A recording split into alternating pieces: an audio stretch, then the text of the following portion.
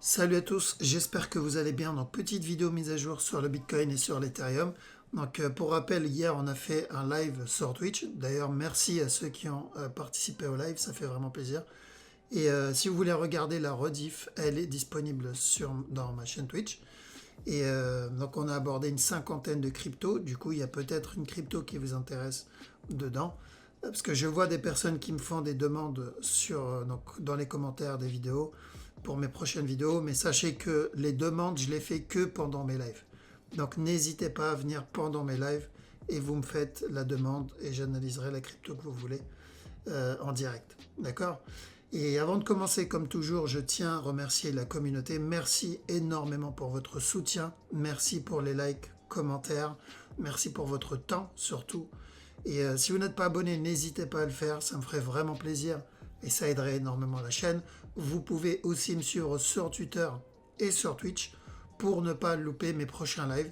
D'ailleurs, pour mes amis vampires, je vous dis peut-être à ce soir.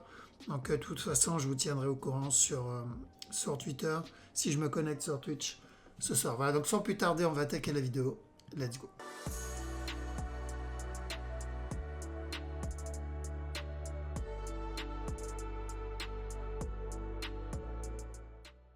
Alors, donc le Bitcoin, pas de changement, c'est toujours la même direction, c'est toujours le même objectif. Donc, je répète, tant que ce bas n'est pas cassé, on cherche, on privilégie de l'achat. En tout cas, moi, c'est ce que je vais faire. D'accord? Ça ne veut pas dire qu'on a 100% de chance que le marché monte. Non, parce que ça n'existe pas de 100%. Ça ne veut pas dire que ce que je fais ici, c'est grâce à une boule de cristal, non plus. Là, c'est du forecast par rapport à une structure qu'on a vue des milliers et des milliers de fois. Que ce soit dans les indices, le Forex ou la crypto, peu importe.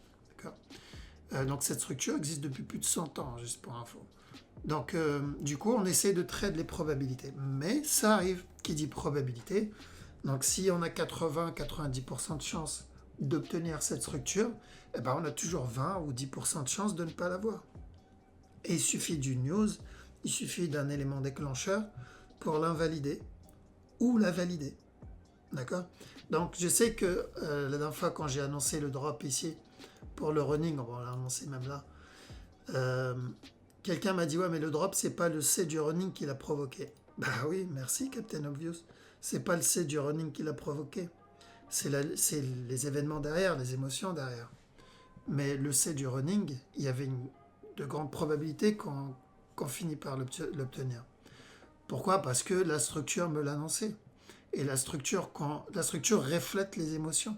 D'accord? La structure reflète l'intention des traders. Donc si je vois que j'ai une impulsion suivie d'une correction ici, ça m'annonce l'intention des traders. Là, la structure est en train de me dire attention, ils veulent continuer à monter. Peu importe la news derrière. La news, ça peut être juste l'excuse, le déclencheur qui validera cette intention, en fait. On voit ça beaucoup au Forex. Au Forex, on voit une impulsion et on voit une correction ici. Et je sais que, par exemple, à 14h, j'ai une news. D'accord, FOMC ou peu importe, j'ai une news. Il y a tel ou tel président qui va dire tel ou tel truc. Et bien, souvent, cette phase, c'est l'attente. C'est l'attente de cette news, mais aussi c'est l'intention de la direction de ce qu'ils veulent. Ils veulent que ça monte. Et ils attendent la news pour valider telle ou telle direction. Et 90% du temps, peu importe la news, ça va quand même dans la bonne direction. Pour ceux qui tradent le fondamental, surtout depuis longtemps et pas que dans la crypto, surtout pas dans la crypto d'ailleurs, des fois, vous avez remarqué, c'est une bonne news, c'est une bonne nouvelle, mais le marché chute. Et des fois, c'est une mauvaise nouvelle, mais le marché monte. Et les gens, ils se disent, mais attends, je comprends pas, c'est une bonne nouvelle, mais pourquoi ça chute? Et t'as les autres qui trouvent une excuse à ça. Ouais, mais la bonne nouvelle n'était pas assez bonne. Voilà pourquoi ça a chuté. Ouais, mais la mauvaise nouvelle n'était pas assez mauvaise. Voilà pourquoi c'est... Ah, d'accord, donc il y a une excuse à tout, du coup. Alors que la structure m'annonçait déjà la direction. Je vois ça, et je vois quand même une bonne nouvelle, mais ça chute. Donc ceux qui tradent le fondamental, ils comprennent pas. Mais ceux qui traitent la structure, pour eux, oui, c'était obvious. La news, c'était juste l'élément déclencheur. Donc voilà pourquoi le fondamental, c'est bien, d'accord, mais sur de l'investissement long terme, pas sur du trading. Le trading, court, moyen terme, c'est de la structure qu'il faut faire. Okay, en tout cas, pour moi, c'est ça. Mais le fonda, c'est indispensable pour le très long terme, pour l'investissement. La structure n'aidera pas beaucoup pour le très long terme, même pas du tout au final. Okay, je peux avoir une très bonne structure, je peux avoir une structure parfaite ici. Si aujourd'hui, le côté fonda d'une coin est dégueulasse, les mecs ils se sont barrés avec la caisse, bah ça validera pas ce flag. Hein. Il va continuer à chuter. Les gens vont dump. Pourquoi? Parce que le fondamental, ça y est, il est mort. Donc pour l'investissement, le fondamental, c'est indispensable. Mais pour le trading, c'est la structure. Pourquoi? Parce que la structure, justement, nous annonce la direction et la news, qui est juste court terme, qui va affecter que la structure court terme. Cette news, c'est juste l'élément déclencheur. C'est tout. Donc, c'est pas la news, c'est pas la structure qui fait bouger le marché. Okay, c'est les news qui font bouger le marché. Mais il y a l'intention des gens dans la structure. Voilà, j'espère que ça a été clair ici. Je ne voulais pas m'attarder là-dessus, mais au moins si ça peut mettre les choses au clair. Alors donc ici, je vois ça. Ça m'annonce quoi ça? Si ça c'est une impulsion et ça c'est une correction, ça m'annonce quoi? Pour moi, tant que ce bas n'est pas cassé, ça m'annonce une continuation vers le haut. Très simple. Je ne me prends pas la tête plus que ça. Donc non seulement j'attends un running pour de l'achat, mais en 1 heure, c'est une bonne nouvelle qui corrige comme ça. S'il ne me donne pas de setup et il chute, ok, je ne suis pas dedans. Mais s'il fait ça, j'attendrai quand même la même direction parce que ça, c'est de l'interne. Parce que même s'il chute ici, c'est de l'interne, fractal. Ça, c'est du 1 heure. Mais la structure 4 heures, c'est toujours de l'achat, même s'il vient casser ce bas. Donc, moi, je vais me concentrer sur de l'achat. Ici, tant que ce bas n'est pas cassé, je vais chercher des setups d'achat en interne. S'il ne m'en donne pas et je dois chuter, je chercherai des setups d'achat plus bas. Pourquoi? Parce que tant que ce bas n'est pas cassé, c'est la même direction.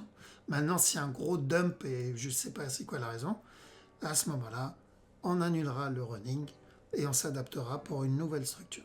Mais on n'en est pas là. Chaque chose, on s'entend. Donc, on cherche des buy setup. Pour vous dire, je suis déjà dans le buy. Alors, je dois avoir mon Binance qui doit traîner quelque part dans ces milliers de fenêtres. Voilà. Donc, je suis rentré dans cette zone. Mon stop loss, mon break-even est déjà posé. Donc, je ne risque rien dans ce trade. Je suis dedans et au pire des cas, s'il chute, je sors un tout petit peu en positif. C'est juste histoire de rembourser les frais Binance, les frais du trade. S'il monte directement, je suis dedans. S'il chute, je tenterai ma chance au plus bas. J'attendrai un autre setup au plus bas. S'il vient casser ce bas, je tenterai ma chance. Pourquoi? Tout simplement parce que je trade la grande structure. Ce qui m'intéresse, c'est la structure 4 heures. Donc même s'il chute, ce n'est pas grave. C'est un trade où je ne risque rien dedans. Un trade gratuit. Pourquoi? Parce que on a snipé le point d'entrée et on a eu l'opportunité de mettre son break-even dès que possible. Voilà pourquoi je vous dis protégez-vous quand vous faites du trading. Parce que même si je suis dedans, ou même si vous êtes dedans à peu près au même point que moi, ça peut être une correction et peut revenir casser ce bas. Pour monter, ou continuer à ramper. Et venir casser, il invalidera du coup ce mouvement-là comme un flag. On aura même peut-être plus tard un running pour une continuation. D'accord? Mais on s'adaptera à ce moment-là. Pour le moment, tant qu'on n'a pas ça, on ne se prend pas la tête avec ça. Sinon, on ne trade jamais. D'accord? Le trader, il doit prendre des décisions par rapport à la structure qu'il a devant lui. Pas par rapport à ce qui pourrait ou ne pourrait pas arriver. Ok, donc, même direction, faites attention à ce bas-là. Tant qu'il continue à corriger, c'est bien déjà pour le Bitcoin.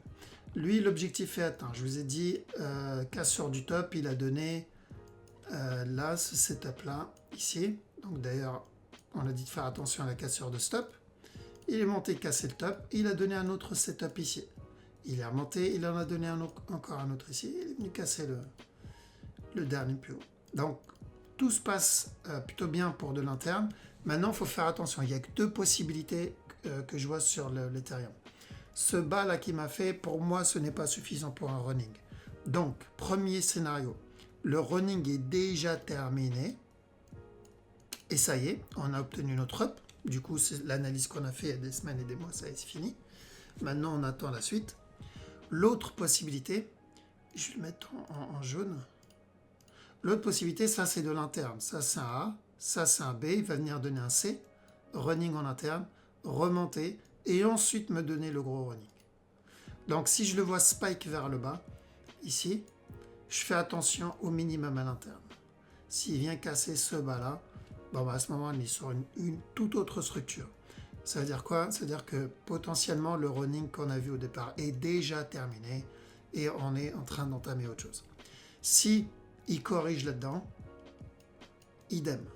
D'accord? S'il corrige là-dedans, on ira sur le gros running. J'aime pas ce gros running, mais c'est possible qu'il soit terminé. D'accord? Mais voilà, je pense pas. Je pense pas à cause de ce que fait le Bitcoin et à cause de l'amplitude ici. Ils ont tendance à se suivre, pas toujours, d'accord, pas toujours, surtout là actuellement d'ailleurs, ils font plus du tout la même structure, mais en général dans la grande structure, ils finissent par se croiser, j'ai envie de dire, d'accord. Mais plus le temps va passer et plus l'Ethereum et le Bitcoin vont se détacher en termes de structure. Alors donc, je viens de vous montrer les directions. Actuellement, je vous ai dit le take profit était là. Ceux qui ont acheté dans cette zone, bien joué. Break-even, TP, peu importe. Et vous attendez la suite. Vous faites attention au scénario que je vous ai dit. Ou un running ici, ou une nouvelle structure beaucoup plus grande. Mais dans ce cas-là, j'ai besoin d'un flag. Donc, qu'est-ce qu'on doit faire ici, concrètement? Qu'est-ce que je dois faire? Rien. J'ai mis 2 flèches. On a obtenu les 2 flèches. À partir de maintenant, on fait rien. On attend la suite. Okay, et c'est pas comme s'il nous a pas donné de setup. Je veux dire là, c'était téléphoné. Il a envoyé des SMS, des spams pour nous prévenir de la direction. ADA. ADA, donc hier, on a dit de chercher de l'achat jusqu'au top. Il n'a pas cassé le top encore. Du coup, faites attention parce qu'on peut avoir un drop avant de venir casser le top pour une plus grosse structure. Donc si il vient donner ce drop quand j'aurai posté la vidéo, le point clé, c'est ce bas-là. S'il chute, tant que ce bas n'est pas cassé, on peut avoir un nouveau plus haut. S'il vient casser le top tout de suite, ça y est, il a déjà terminé le mouvement et on fait attention au top. Donc ceux qui sont dedans, déjà vous faites attention à la cassure du top. Pour la plus grosse structure, ça ne va pas changer. D'accord? La plus grosse structure, ce qu'on veut, c'est ça à la base. Mais c'est trop tôt ici, il faut le prendre en interne. Mais la direction, voilà, est la même, c'est toujours la même. XTZ, XTZ, j'aime pas trop ce... C'est quoi, c'est un expanding? Non, c'est pas un expanding. Parce qu'on a déjà eu ça ici en interne. Ensuite, on a eu ce 1, 2, 3. Ça, c'est le top. Et là, on entame une nouvelle structure. On va rester à l'écart dessus. J'aime pas trop ça. Dot, mais long terme, c'est pareil. Quand je dis on reste à l'écart, c'est sur la petite time frame. Ok, pour le long terme, c'est ce que je veux, c'est un buy jusqu'au top pour valider ce gros running. C'est sur le court terme où je dis, pour les traders, où je dis faites attention. Ici, pareil. Donc, c'est où on est sur un expanding ici. Dans ce cas-là, je vais attendre des buy setup jusqu'au top. Où on est sur un running ici en cours. J'aime pas trop ce running à cause du B. Et pareil, j'attendrai un buy setup. Là, je n'ai pas de buy setup. En 1 heure, il m'en a donné un qu'il a validé ici, mais se retourner directement. Donc là, je vais attendre de voir la suite, ce qu'il me fait. Peut-être on aura un running plus tard, comme ça. Je le tenterai au running, dans ce cas-là. Mais j'ai besoin d'un running pour ça. BNB. Ok, BNB puis continue à se développer comme ça, mais aussi attention, il peut chuter, encore une fois. D'accord, il peut donner un gros running là-dedans. Mais plus il continuera à se développer là-dedans, et mieux c'est pour la continuation. Je vous rappelle les 2 scénarios qu'on a vus. Qu'on a vu où? Ici. Quand on était là, je vous ai dit quoi? Buy jusqu'au top, ou sinon, buy pour une correction. Nouveau plus bas avant la cassure du top. Donc, structure 4 heures, c'est de l'achat. C'est juste la 1 heure où il fallait faire attention. Il fallait acheter quand même parce que les 2 directions, c'est la même. C'est juste dans cette zone où il faudra faire attention à ça. Mais si il corrige, il validera le premier scénario. D'accord? Donc pour le moment, s'il continue à corriger comme ça, c'est une très bonne nouvelle pour de l'achat. Même s'il vient donner un plus bas ici, ça ne changera pas. Flag ici. L'objectif, dernier plus haut. SFP, tant que ce bas n'est pas cassé, on peut avoir un up ici. Le problème avec ça, c'est que ça, c'est correctif. Du coup, à la cassure de stop, il y a des chances qu'on revienne recasser ce bas-là. Donc, ce qui veut dire que pour la structure 4 heures, fractale, bah, c'est toujours ici de l'achat, 4 heures, mais en 1 heure, vu que, comme je vous ai dit, à la cassure de stop, il peut chuter, tout ça peut devenir correctif, en fait, pour encore de la vente. Mais même s'il revient casser ce bas, ça n'invalide pas la structure 4 heures ici. À quel moment ça sera invalidé? C'est si Spike venir casser ce bas-là. Pour le moment, il y a peu de chance. Mais je répète, je ne suis pas magicien. Ici, pareil. Donc, on a obtenu le sell. On a dit de chercher de la vente pour au minimum un running, qui est là. Maintenant, on cherche de l'achat jusqu'au top. Jusqu'à maintenant, 90% des structures qu'on analyse se passent plutôt bien. Donc, on a tendance à oublier ça. C'est juste que, vu qu'on ne peut pas tous les prendre, ou parce qu'on n'a pas de setup, ou parce qu'on ne sait pas repérer les setups, ou on finit par être frustré. Mais la direction, elle est validée. Donc là, idem, on a eu ce 1, 2, 3, cassure du top. Là, on est en train d'entamer, j'espère, une nouvelle structure corrective plus grande avant la continuation. Donc c'est ce qu'on surveille. Là, vous avez une correction, ça se peut, il drop, il monte, il chute, donnez ça, et ensuite le top. Donc le point clé, il est là. S'il vient casser le point clé, oubliez tout ce que je viens de vous dire. Ça, c'est pour le 1 heure. Pour le 4 heures, je viens de vous montrer, même si il donne un nouveau plus bas, c'est ça qu'on veut. Et voilà, je pense qu'on a fait le tour. Alice, je ne vais pas m'attarder dessus parce qu'il a validé le buy d'hier qu'on a vu pendant le live, je crois. Ouais, ça, il a validé. Donc, on a dit de chercher de l'achat jusqu'au top. Ça y est, objectif atteint. Maintenant, on patiente pour les 1 heure. On attend un autre setup. Pour les 4 heures, ce qu'on veut, c'est des buy setup pour un running ici. Une fois le running obtenu, drop avant le retournement. S'il doit se retourner, ça va dépendre du fondamental. Parce qu'on est en train d'attaquer une structure daily là. Ok ? Voilà, je pense avoir fait le tour. En tout cas, soyez vigilants. Ne sautez pas dans les trades juste pour dire ça y est, je trade. Préservez votre compte. C'est le secret de la réussite. Tant que vous avez de l'argent, vous pouvez prendre toutes les futures opportunités. Si vous n'avez pas d'argent, je peux vous donner la plus grosse opportunité du monde. Eh ben, ça sert à rien. Vous ne pouvez pas la prendre. Ok ? Voilà. Donc, je vous laisse ici. Je vous souhaite une bonne soirée. Pour les autres, je vous dis peut-être à ce soir sur Twitch. Je vous dis à la prochaine. Ciao.